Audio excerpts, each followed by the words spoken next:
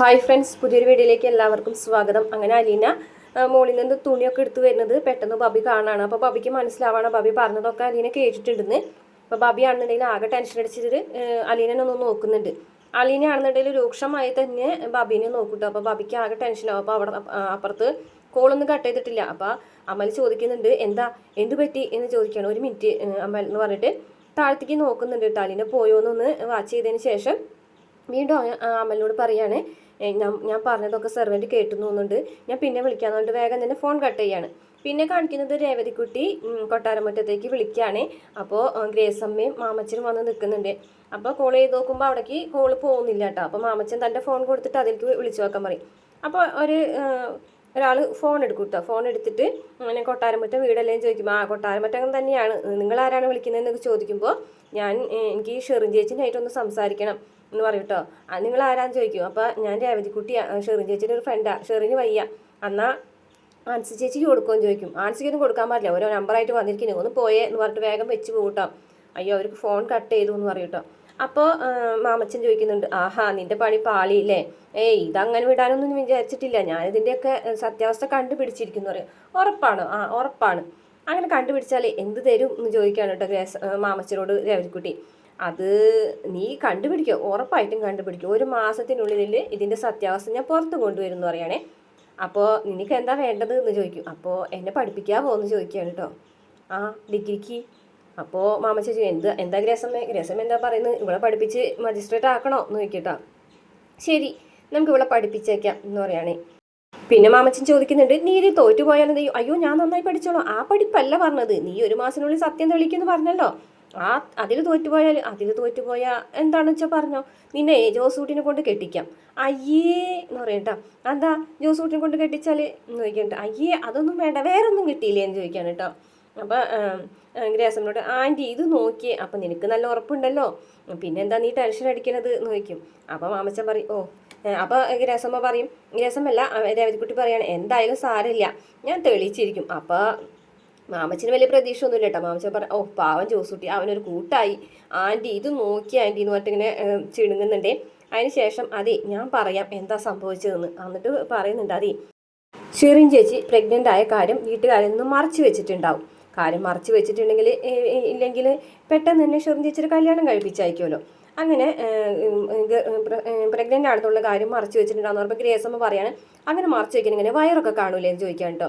അതിന് ഷെറിൻ ചേച്ചി ഹോസ്റ്റലിൽ നിന്നല്ലേ പഠിച്ചിരുന്നു, ഒരു 5-6 മാസമൊക്കെ അങ്ങനെ പിടിച്ച് നിൽക്കാലോ വയറൊന്നും കാണിക്കാതെ. അത് ശരിയാണ്, പക്ഷേ 7-ാം മാസത്തിലായിരിക്കും പറഞ്ഞിട്ടുണ്ടാവും വീട്ടിൽ. പക്ഷേ ആ സമയത്ത് അബോർഷൻ ചെയ്യാൻ പറ്റില്ല എന്ന് പറയാം കേട്ടോ.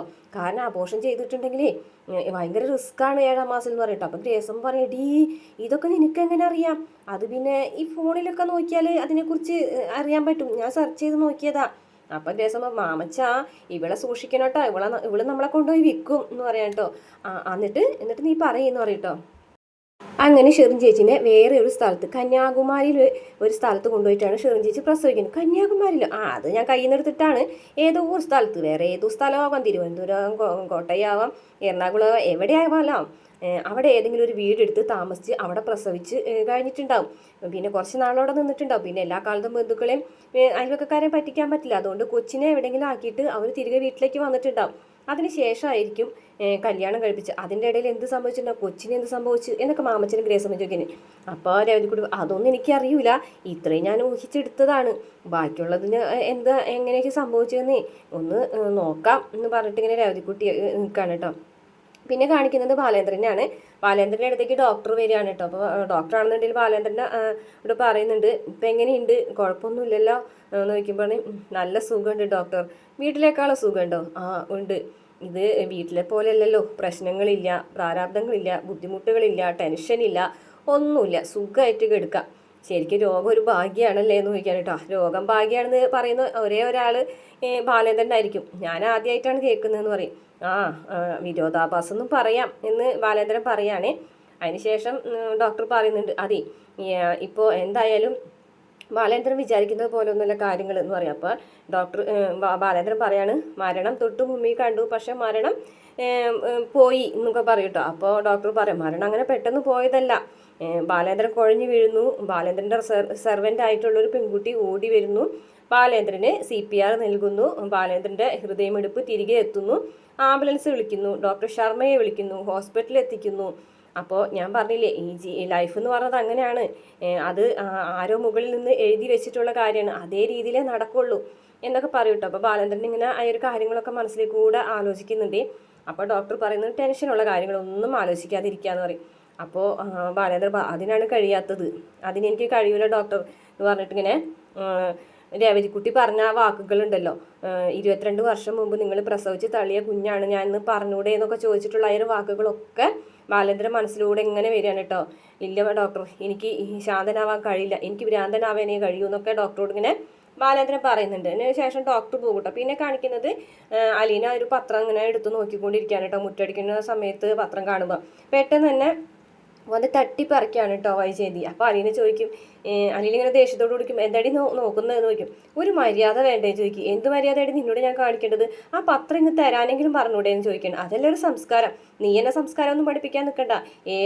ഏതോ സ്ഥലത്ത് കിടക്കുന്ന ഏതോ ഒരു പെണ്ണ് പിഴച്ചു പറ്റ സംസ്കാരമല്ലേ, അത് നീ എന്നെ പഠിപ്പിക്കേണ്ടെന്ന് പറയാൻ കേട്ടോ. അപ്പോൾ അലീന പറയുന്നുണ്ട്, അപ്പോൾ പിഴച്ച് പ്രസവിക്കുന്നത് സംസ്കാരമില്ലായ്മയാണെന്ന് അറിയാലോ എന്ന് പറഞ്ഞോട് കൂടിയിട്ട് വൈജയന്തി ഒന്ന് ഞെട്ടാണ്. അപ്പോൾ വൈജയന്തി ചോദിക്കുന്നുണ്ട്, അതെന്താടി നീ അങ്ങനെ ഒരു പറച്ചില് എന്ന് പറയട്ടോ.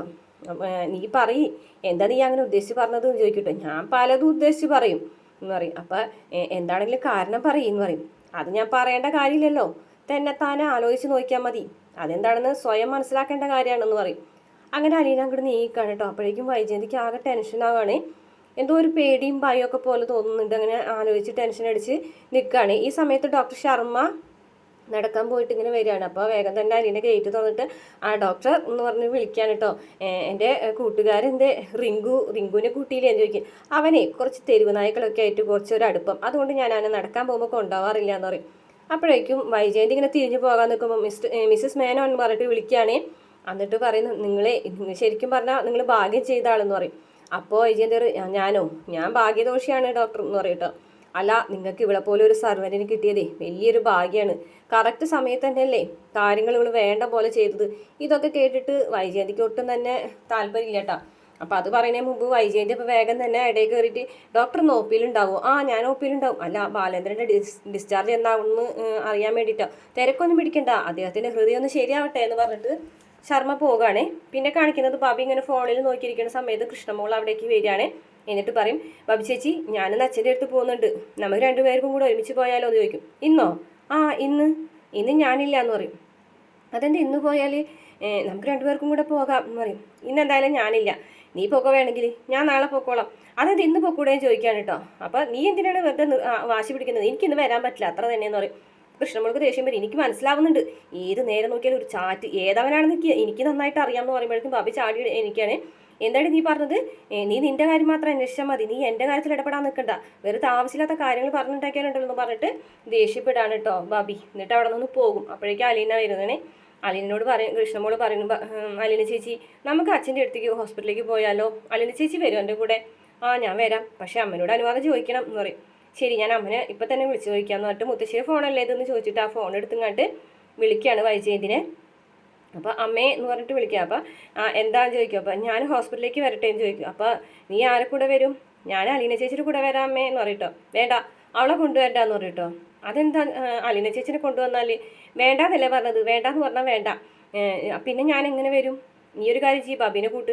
ബാബി ചേച്ചി ഇന്ന് വരുന്നില്ല എന്ന്, നാളെ വന്ന് കണ്ടോളാന്ന്. ആണോ? എന്നാലൊരു കാര്യം ചെയ്യ്, ഞാൻ മനുവിനെ അങ്ങോട്ട് പറഞ്ഞയക്കാം. അമ്മ എന്തിനാ അലീന ചേച്ചിനെ പേടിക്കുന്നത്? പേടിയോ? എനിക്കോ? എൻ്റെ പട്ടിക്കില്ല അവളെ പേടി എന്ന് പറയും. അപ്പോൾ ശരി, എനിക്ക് മനസ്സിലായി, എന്തായാലും മനുവേട്ടനെ വേഗം വിട്, കാര്യം ഞാൻ വേഗം തന്നെ ഒരുങ്ങി നിൽക്കാം, വേഗം വിടണേ, അധികം വൈകാൻ പാടില്ല എന്ന് പറയും. ശരി എന്ന് പറഞ്ഞിട്ട് ഇങ്ങനെ കട്ട് ചെയ്യാണ്. അപ്പോൾ കൃഷ്ണമോള് ചോദിക്കുന്നുണ്ട്, നിങ്ങൾ രണ്ടുപേരും കീരിയും പാമ്പുമാണോ എന്ന് ചോദിക്കും. അപ്പോൾ കൃഷ്ണമോള് പറയുന്നുണ്ട്, അമ്മ വരണ്ടാന്ന് പറഞ്ഞിട്ടുണ്ടെന്ന് പറയും. ഞാൻ കീരിയും അല്ല പാമ്പും അല്ല എന്ന് പറഞ്ഞിട്ട് അലയിൽ ഇങ്ങനെ ചിരിച്ചിങ്ങായിട്ട് അവിടെ നിൽക്കും. പിന്നെ കാണിക്കുന്നത് മനു പോയിട്ട് കൃഷ്ണമോളെയും കൊണ്ട് ഹോസ്പിറ്റലിലേക്ക് വരികയാണ്. അപ്പോൾ അമ്മേ എന്ന് പറഞ്ഞിട്ട് വന്ന് വിളിച്ചിങ്ങായിട്ട് നിൽക്കുകയാണ്. അപ്പോൾ മനുവിനോട് പറയുന്നുണ്ട്, അതെ, മനു ചോദിക്കുന്നുണ്ട് എന്തായി അങ്കിളുടെ കാര്യം? അതിന് ബാലേന്ദ്രൻ ആരും കാണണ്ടല്ലോ എന്ന് പറയും. അപ്പോൾ ഇനിയിപ്പോൾ കൃഷ്ണമോൾക്ക് കാണാനായിട്ട് നീ ചെന്നിട്ട് ആ നഴ്സിനോടൊന്ന് പറയും എന്ന് പറയും. അപ്പോൾ മനു അങ്ങോട്ട് പോകും കേട്ടോ. അമ്മേ, അച്ഛനിപ്പോൾ എങ്ങനെയുണ്ട്? അച്ഛന് വലിയ കുഴപ്പമൊന്നുമില്ല, വലിയ അറ്റാക്കൊന്നുമല്ല, അങ്ങനെ അറ്റാക്കാണെന്ന് തന്നെ പറയാൻ പറ്റൂല, കാരണം തല കറങ്ങി അങ്ങ് വീണതാണ്. അപ്പോഴത്തേക്കും അവള് വെറുതെ ഒച്ചപ്പാടും ബഹളം ഉണ്ടാക്കി CPR കൊടുത്ത് രക്ഷിച്ചു എന്നും പറഞ്ഞ് ഞാനിട്ട് വെറുതെ ആവശ്യമില്ലാത്തതൊക്കെ പറഞ്ഞുണ്ടാക്കാണ് അവള്. ആണോ എന്ന് ചോദിക്കാണ് കേട്ടോ കൃഷ്ണമോള്. ആ എന്ന് പറയും. അങ്ങനെ ബാലേന്ദ്രൻ്റെ അടുത്തേക്ക് നഴ്സ് വരികയാണ്. എന്നിട്ട് പറയുന്നുണ്ട് 2 വിസിറ്റേഴ്സ് ഉണ്ട് കാണാനായിട്ട്, ഡോക്ടർ പ്രത്യേകം പറഞ്ഞിട്ടുണ്ട് സാറിനോട് ചോദിച്ചിട്ട് അകത്തേക്ക് ആരെങ്കിലും കയറ്റി വിടാമെന്ന് പറയും. അപ്പോൾ ആരാണ് വിസിറ്റേഴ്സ് എന്ന് ചോദിക്കുമ്പോൾ ഒന്ന് സാറിൻ്റെ വൈഫും ഒന്ന് മോളും ആണെന്ന് പറയും കേട്ടോ. അപ്പോൾ വൈഫിനെ പിന്നെ കണ്ടോളാം, മോളെ പറഞ്ഞു വിടാൻ പറയും.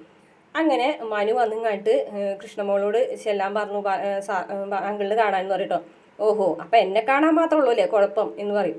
അപ്പോൾ മനുവിനെന്ന് വെച്ച് കഴിഞ്ഞാൽ പറയാനും ഇങ്ങനെ ഒരു വിഷമമുണ്ട്. എന്നിട്ട് മനു പറയും ആൻറ്റിയുടെ സമയമായിട്ടില്ല, വാ കൃഷ്ണമോളെ എന്ന് പറഞ്ഞിട്ട് കൃഷ്ണമോളെയും കൊണ്ട് പോകും കേട്ടോ. അപ്പോൾ അതിന് അവഗണന ശരിക്കും താങ്ങാൻ പറ്റുന്നില്ല കേട്ടോ. എനിക്ക് മനസ്സിലായി തന്നെ അവഗണിക്കുന്നതാണെന്ന്. ഇത്രയാണ് ഇന്നത്തെ എപ്പിസോഡുള്ളത്. വീഡിയോ ഇഷ്ടപ്പെട്ട മറക്കാതെ ചാനൽ സബ്സ്ക്രൈബ് ചെയ്ത് സപ്പോർട്ട് ചെയ്യണേ.